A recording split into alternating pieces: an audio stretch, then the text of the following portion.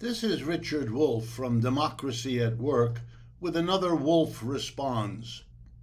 There have been some stunning elections in Germany very recently, but the most important item is not the results of the parliamentary elections, although I do want to give a nod to the German Socialist Party, the SPD, which came in first in these German elections, because it's important for people around the world to understand that the leading party in Germany is now its Socialist Party. But the most important result was for a referendum in Berlin. And I want to talk to you about it because it affects us all. Activists in Berlin have for years been struggling to cope with the loss of affordable housing for the millions who live in Berlin, the capital of Germany. And they've had several problems: the general rise in real estate prices, the movement of huge hedge funds and equity capital organizations to buy up housing, particularly the housing that had been built in East Berlin as part of East Germany's housing program. When unification happened, big capitalists came in and bought up all those apartments and now rent them out. 84% of the housing in Berlin is rental housing. That's how German people live. And with the rising prices came the gouging landlords, raising the prices even more to make big profits off of scarce housing in Germany's capital city. And so people went to work to stop it. And that work culminated on the 26th of September in a referendum coinciding in Berlin with the national election. To get on the referendum ballot, the activists had to collect, which they did, 343,000 signatures demanding the referendum. And here's what the referendum said. For large landlords, that is, landlords owning thousands of apartments, they will be expropriated. Their property will be taken from them in order to create approximately 250,000 affordable apartment housing units. Chapter 15 of the German Constitution contains wording of the sort that in English language speaking countries is called eminent domain.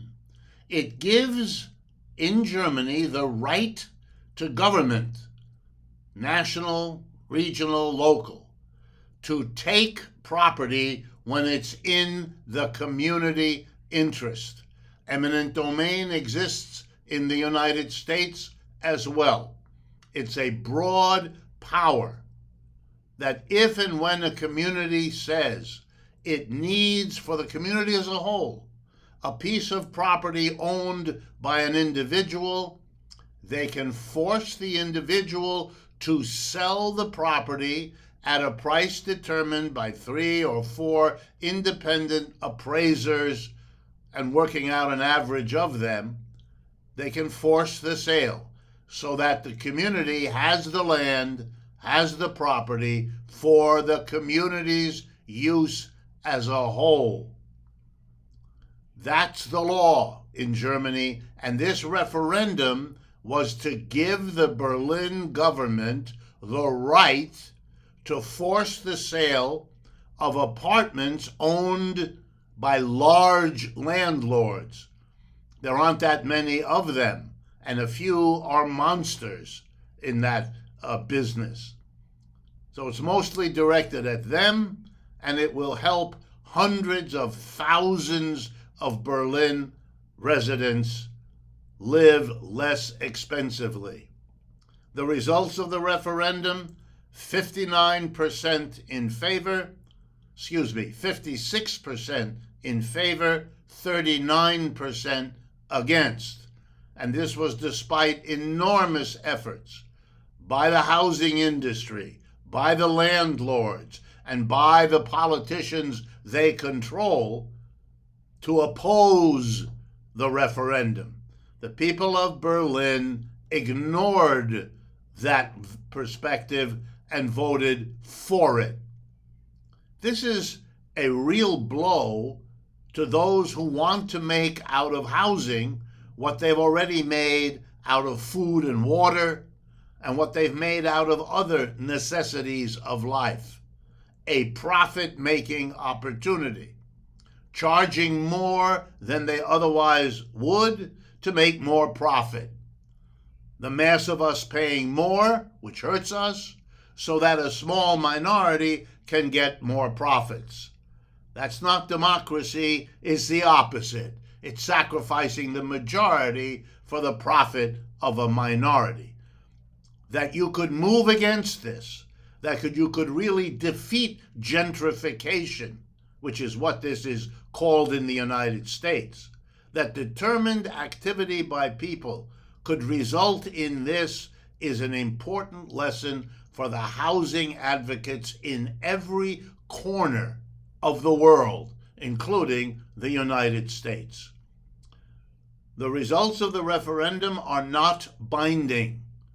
Now there begins the pressure between the leaders of this movement, who know they have the vast majority on their side, and the hesitant politicians who are usually in the pocket of the big landlords.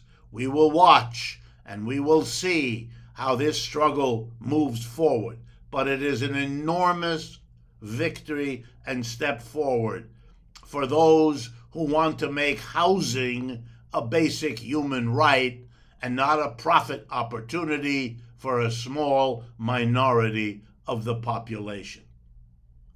A final word. If this was interesting for you, let me urge you, go to our website here at Democracy at Work. See all the other things we are doing. Become a partner with us. You know, $3 a month, which is what we often ask, is an enormous amount when you put thousands together, thousands of partners. Bernie learned that in his race. We've learned it in our work. Take a look at what we do. Join us. We look forward to it. This is Richard Wolff from Democracy at Work.